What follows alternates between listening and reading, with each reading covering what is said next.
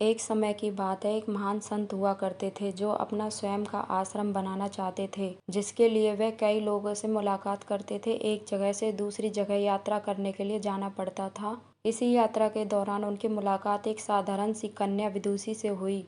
विदुषी ने उनका स्वागत किया और संत से कुछ समय कुटिया में रुककर आराम करने की याचना करी। संत उसके मीठे व्यवहार से प्रसन्न हुए और उन्होंने उसका आग्रह स्वीकार कर लिया। विदुषी ने संत को अपने हाथों का स्वादिष्ट भोजन कराया और उनके विश्राम करने के लिए खटिया पर एक दरी बिछा दी और खुद फर्श पर टाट बिछाकर सो गई। विदुषी को सोते ही नींद आ गई। उसके चेहरे के भाव से पता चल रहा था कि विदुषी चैन की सुखद नींद ले रही है। उधर संत को तो खाट पर भी नींद नहीं आ रही थी। उन्हें मोटे नरम गद्दे की आदत थी जो उन्हें दान में मिला था। वो रात भर विदुषी का सोच रहे थे कि वो कैसे इस कठोर जमीन पर इतने चैन से सो सकती है। दूसरे दिन सवेरा होते ही संत ने विदुषी से पूछा कि तुम कैसे इस कठोर धरा पर इतने चैन से सो रही थी। तब उसने बड़ी सरलता से उत्तर दिया, हे गुरुदेव, मेरे लिए मेरी ये छोटी सी कुटिया एक महल के समान है, क्योंकि इसमें मेरी मेहनत की महक है। अगर मुझे एक समय भी भोजन मिलता है तो मैं खुद को भाग्यशाली मानती हूँ। जब दिन भर के कार्यों के बाद मैं इस धरा पर सोती हूँ तो मुझे माँ की गोद का एहसास होता है। मैं दिन भर के अपने सत्कर्मों का विचार करते हुए चैन की नींद सो जाती हूँ। मुझे एहसास भी नहीं होता कि मैं इस कठोर धरा पर हूँ। यह सब सुनकर संत जाने लगे। तब विदुषी ने पूछा, हे गुरुदेव, क्या मैं भी आपके साथ आश्रम के लिए धन एकत्र करने चल सकती हूँ? तब संत ने विनम्रता से उत्तर दिया, बालिका, तुमने जो आज मुझे ज्ञान दिया है ना, उससे मुझे पता चला कि चित्त का सुख कहाँ होता है। अब मुझे किसी आश्रम की इच्छा नहीं रही। यह कहकर संत वापस अपने देश लौट गए और एकत्र किया धन उन्होंने गरीबों में बांट दिया और स्वयं एक कुटिया बनाकर रहने लगे। तो हेलो दोस्तों, इसी तरह की प्रेरणादायक कहानियाँ सुनने के लिए मेरे चैनल को लाइक करें, सब्सक्राइब करें और कमेंट में जय श्री हरि जरूर लिखें।